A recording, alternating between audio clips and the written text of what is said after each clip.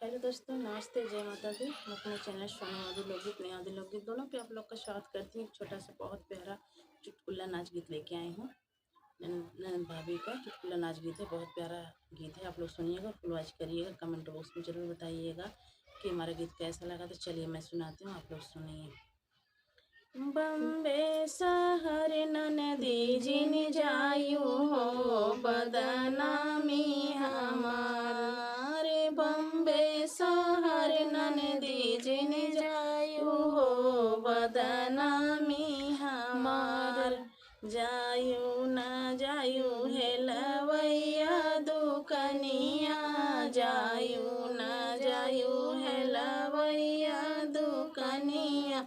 रसगुल्ला खियाई रसलाई ले हैं हो बदनामी हमारे, बदनामी हमार।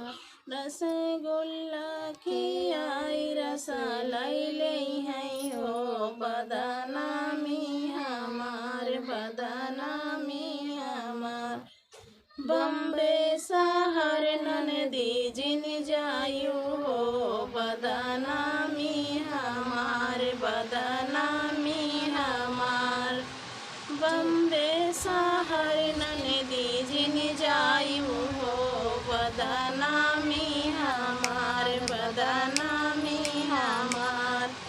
जायु न जायु नदिवा जजवा दुकनिया, जायु न जायु नदिवा जजवा दुकनिया।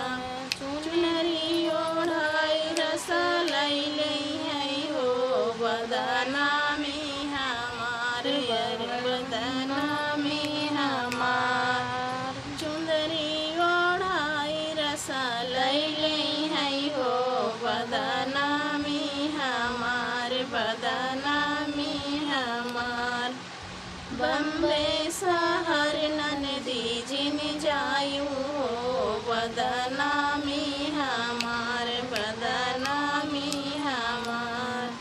बम्बे शहर ननदी जिन जायु हो बदनामी हमार, बदनामी हमार।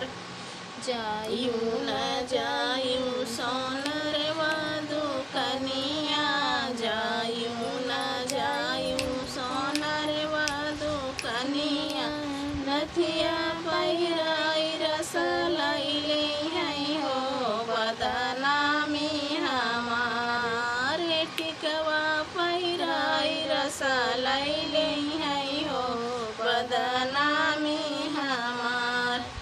बम्बे शहर ननदी जिन जायु हो बदनामी हमारी। बम्बे शहर ननदी जिन जायु हो बदनामी हमारी। बम्बे शहर ननदी जिन जायु हो बदनामी